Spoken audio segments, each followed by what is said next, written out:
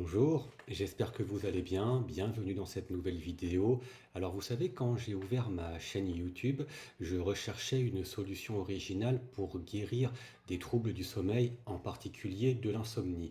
Et après de nombreuses recherches pendant de longs moments sur Internet, je me suis intéressé aux solutions qui existaient déjà, à savoir la méditation, l'hypnose, etc., etc. J'ai expérimenté toutes ces solutions et de manière générale, ça fonctionne. Mais j'ai voulu proposer quelque chose qui soit différent. Et après mes recherches, je me suis intéressé à l'estime de soi. Alors pourquoi l'estime de soi? Je vais vous l'expliquer de manière très simple dans cette vidéo. On va voir tout de suite quel est le lien entre l'estime de soi et un bon sommeil et pourquoi il est indispensable pour vous d'avoir une bonne estime de vous-même. Alors, au travers de cette vidéo, voici le plan de ce que nous allons voir ensemble. Dans un premier temps, nous allons voir qu'est-ce que la confiance en soi. Ensuite, nous allons voir qu'est-ce que l'estime de soi. Donc, ces deux éléments sont liés, mais ce n'est pas tout à fait la même chose. Et on terminera par le lien entre l'estime de soi et un bon sommeil. Pourquoi il est important d'avoir une bonne estime de vous-même pour avoir un bon sommeil. Donc, concernant la confiance en soi, pour poser les bases de manière très simple, la confiance en soi, c'est la dimension comportementale d'un individu lorsqu'un événement particulier de la vie va l'exiger. Ça veut dire que la confiance en soi n'est pas nécessaire de manière permanente, elle est temporaire. Pour illustrer cela, je vous ai mis deux images à gauche et à droite. Donc à gauche, on voit le jeune homme, il passe sur scène devant un public, il va devoir prendre le micro et parler. Là, cette personne doit faire preuve de confiance en lui. Hein, si jamais il a une belle prestation, si jamais il convainc le public, les gens diront que oui, effectivement, cette personne a une bonne confiance en elle, elle était convaincante. Et une fois que l'événement est passé, la personne peut baisser sa confiance en elle, elle n'en aura plus besoin. À droite, le jeune homme va passer un entretien de motivation pour être recruté dans une entreprise. Il relit ses notes et là, il prend son courage à deux mains. Il va devoir convaincre le recruteur en faisant confiance en lui, en ayant une confiance en soi. Il va devoir présenter ses arguments, présenter ce qu'il sait faire pour convaincre la personne qu'il a en face de le recruter. Donc, pour faire simple, la confiance en soi, c'est simplement la dimension comportementale de chacun, lorsque un événement particulier de la vie va l'exiger. Mais la confiance en soi n'est pas nécessaire de manière permanente. Maintenant que nous avons vu une définition simple de la confiance en soi, on va passer à la suite qui est l'estime de soi. Alors, pour résumer, l'estime de soi, qu'est-ce que c'est? Donc, on en entend de plus en plus parler, l'estime de soi, et il y a une confusion avec la confiance en soi parce que on croit que c'est la même chose, mais pas du tout. L'estime de soi, c'est quoi? C'est la dimension finalement globale de l'individu. Ça va être la dimension, le regard subjectif que vous allez porter à vous-même de manière permanente. Donc, cette estime de soi, elle est subjective parce que par rapport à votre environnement, aux personnes que vous côtoyez, vous pouvez avoir une bonne estime de vous-même et elle ne sera pas forcément en phase avec votre environnement, mais l'inverse est aussi possible. C'est-à-dire que l'environnement peut voir les choses de manière un peu plus négative vous concernant, alors que vous, au contraire, vous avez une bonne estime de vous-même. Concernant cette estime de soi, pour savoir si vous avez une bonne estime de vous-même, il faut que vous vous posiez trois questions. Comment vous vous voyez? Comment vous vous jugez? Et comment vous vous traitez envers vous-même. Alors, comment vous vous voyez? Bon, bah, c'est extrêmement simple, hein, c'est comme si vous preniez une feuille, vous avez deux colonnes et vous deviez mettre à gauche les côtés vos réussites et à droite vos échecs. Et donc, si vous faites cet exercice, essayez de voir si vous avez plutôt une estime positive de vous, avec la colonne des choses positives qui est le plus remplie, ou si vous avez une estime de vous-même négative, où là c'est plutôt la colonne dans les échecs qui sera le plus remplie, ou si c'est plutôt bien balancé, bien équilibré, où vous avez de manière équilibrée des choses négatives et des choses positives. Ensuite, la manière dont vous vous jugez, bon bah là c'est est-ce que vous vous jugez avec fermeté, avec dureté, Mais le plus important, c'est aussi la manière dont vous vous traitez, et notamment après un événement, c'est-à-dire après un échec, quand vous avez subi un échec, que ce soit professionnel, relationnel, est-ce que vous êtes plutôt empathique envers vous-même ou est-ce que vous avez plutôt tendance à rajouter une deuxième sanction, c'est-à-dire vous dire des phrases très dures comme bah, c'est bien fait, t'avais qu'à plus travailler, tant pis pour toi. Ce qui fait que ça fait une double peine. Ça fait la première peine de l'échec et la deuxième peine, c'est de mal se parler, de se parler avec fermeté. Et donc c'est cela qui va conditionner votre estime de vous-même. Ensuite, l'estime de soi, elle est également très importante dans la manière dont vous allez vous auto-réguler. Ça veut dire que lorsque vous avez subi ou accompli quelque chose, donc vous avez un échec ou une réussite, si c'est le cas de quelque chose que vous avez réussi, est-ce que cela va vous rendre fier de vous de manière modérée ou est-ce que cela va pas créer en vous quelque chose d'un peu trop? Ça veut dire que vous allez être un peu trop confiant, un peu trop sûr de vous et donc on va forcément voir cela d'un mauvais œil. Ou à contrario, si vous avez subi un échec, est-ce que vous allez plutôt être bienveillant envers vous-même, vous consoler, vous dire que ce n'est pas grave, que ça arrive à tout le monde, vous allez vous parler comme un ami, ou est-ce qu'au contraire, vous allez parler de manière plus dure et vous dire que c'est bien fait, c'est comme ça t'apprendra. Votre estime de soi se façonne depuis votre plus jeune âge jusqu'à maintenant. C'est-à-dire que depuis que vous êtes tout petit, vos parents, votre environnement conditionnent votre estime de vous-même. Alors, là où les choses vont quand même fortement dégringoler, c'est au niveau de l'adolescence, où les sondages le montrent, lorsque l'on fait, lorsque l'on interroge en fait les adolescents et adolescentes, ils ont une énorme baisse de l'estime d'eux-mêmes, puisque c'est la période où ils se cherchent, où ils essaient d'avoir des réponses à leurs questions, ils essaient d'appartenir à des groupes, ils essaient de se faire des amis, ils essaient de beaucoup de choses, mais ils sont constamment dans ces phases d'interrogation qui vont jouer constamment bah, sur leur estime d'eux-mêmes. Et c'est également un petit peu injuste pour les filles, puisque on a remarqué que dans l'adolescence, non seulement les garçons et filles avaient une baisse de l'estime d'eux-mêmes, mais les filles avaient une baisse d'estime d'elles-mêmes de manière beaucoup plus significative que les garçons. Et à ce jour, on n'a pas encore trouvé la réelle raison, puisque si on compare un garçon d'une fille, on ne voit pas trop ce qui pourrait expliquer pourquoi justement une fille aurait besoin d'avoir moins d'estime d'elle-même qu'un garçon. Donc c'est vraiment au cours de la vie que se façonne votre estime de vous-même.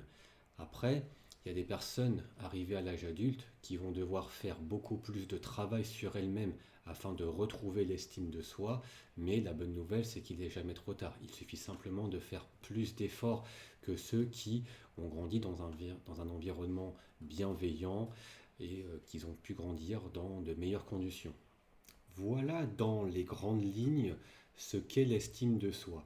Je pourrais en parler encore pendant des heures, mais voilà, pour les besoins de la vidéo, j'ai quand même choisi de vous faire une version concise de l'estime de soi. Donc, en résumé, c'est la dimension globale de vous-même, de ce que vous pensez de vous-même. Et pour résumer, la différence entre la confiance en soi et l'estime de soi, je vous ai fait ce petit dessin. Donc vous voyez hein, cet arbre qui a bien poussé, bien fleuri. Donc la confiance en soi, on a vu que c'est la dimension comportementale d'un individu. Donc c'est ce qui va être apparent, la partie visible. Et l'estime de soi, c'est ce qui va être enraciné au plus profond de vous-même pour faire simple. Donc je trouvais que ce dessin illustrait bien la différence entre l'estime de soi et la confiance en soi. Et l'estime de soi, c'est vraiment la partie enracinée, cachée, que l'on ne voit pas. Après avoir vu l'estime de soi et la confiance en soi, on peut voir maintenant la liaison secrète entre l'estime de soi et le sommeil.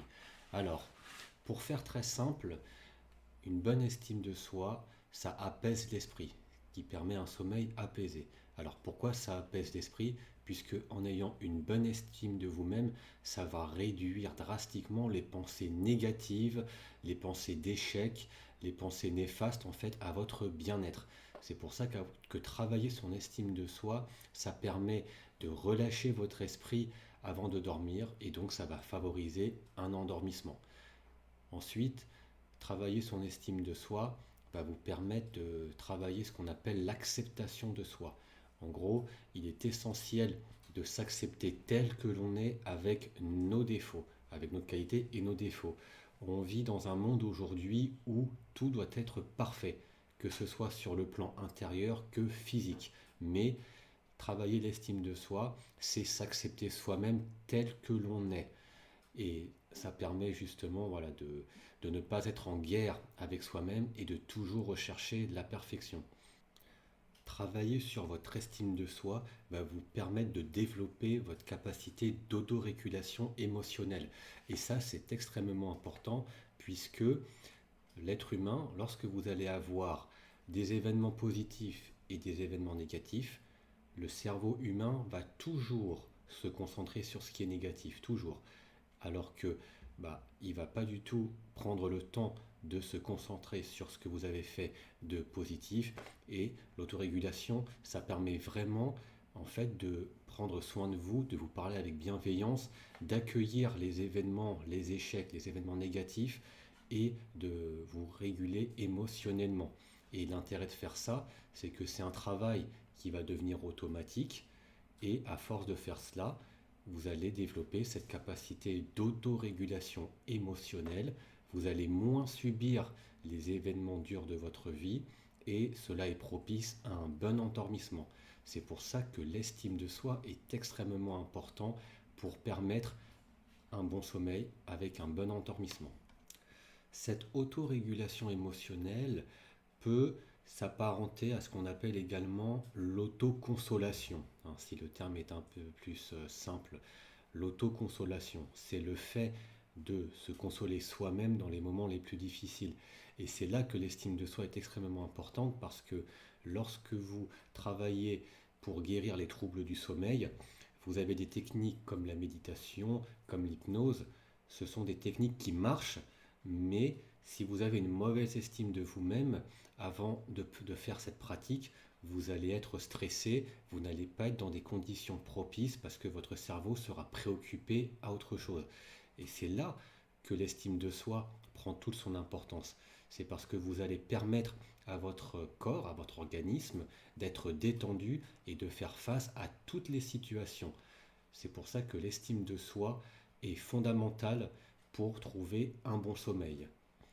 Et pour conclure, on parle de cercle vertueux car en travaillant sur votre estime de vous-même, vous allez être dans les meilleures conditions pour dormir puisque vous allez être détendu et vous allez pouvoir vous défendre vous-même face à l'adversité, face aux émotions négatives.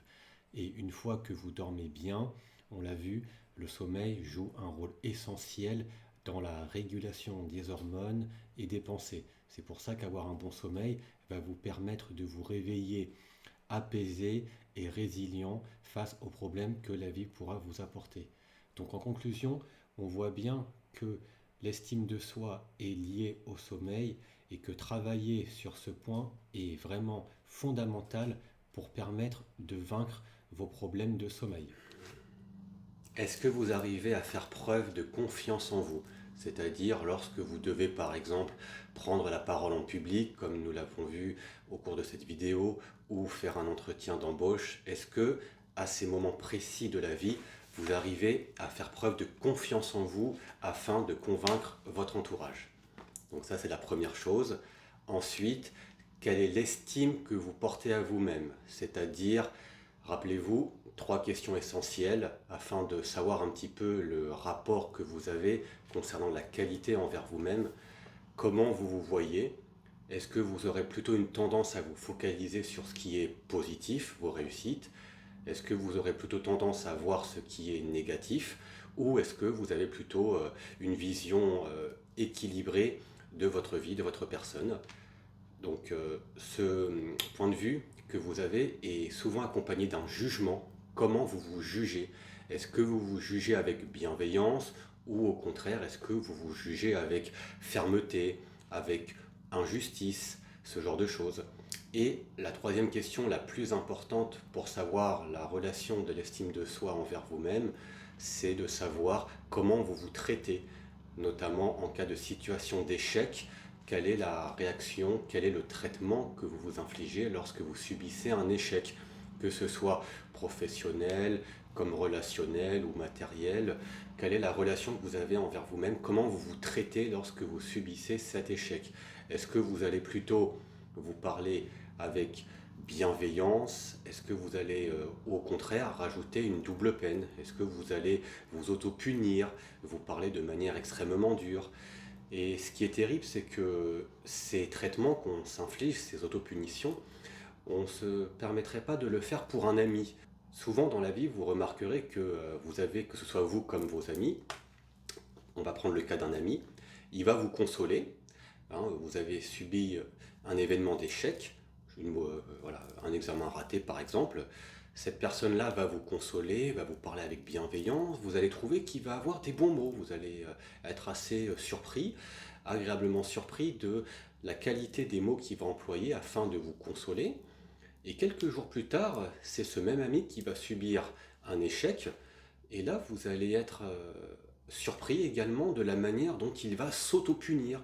Il va se parler avec fermeté, avec injustice. Il va se dire que c'est bien fait, que de toute façon il l'avait cherché. Voilà. Il va avoir un discours complètement à l'opposé de ce qu'il avait pu vous dire il y a quelques jours. Et c'est terrible de voir à quel point on peut s'auto-punir, car le fait de se parler avec fermeté, avec injustice, va alimenter justement cette baisse de l'estime de vous-même. L'estime de soi, c'est quelque chose qui va vous suivre durant toute votre vie. Nous avons vu la confiance en soi, c'est ponctuel, mais l'estime de soi, c'est vraiment ancré en vous-même toute votre vie. Et si vous avez une faible estime de vous-même, cela peut avoir des conséquences sur votre bien-être, votre santé et même votre sommeil. Il arrive que des personnes n'en dorment pas, ont des troubles du sommeil à cause d'une faible estime d'elles-mêmes, voire même d'insomnie. Donc si c'est votre cas, je vous propose un accompagnement avec moi-même afin d'échanger ensemble sur les différentes solutions pour regagner cette estime de vous-même et donc de savourer pleinement votre vie et surtout retrouver une nuit de sommeil. Si cette vidéo vous a plu, je vous encourage à la liker, à la partager et mettre un commentaire si vous en avez envie, ce sera avec plaisir. Je vous remercie de l'avoir visionné. Il ne me reste plus qu'à vous souhaiter une bonne nuit de sommeil, de bien dormir et de vivre mieux.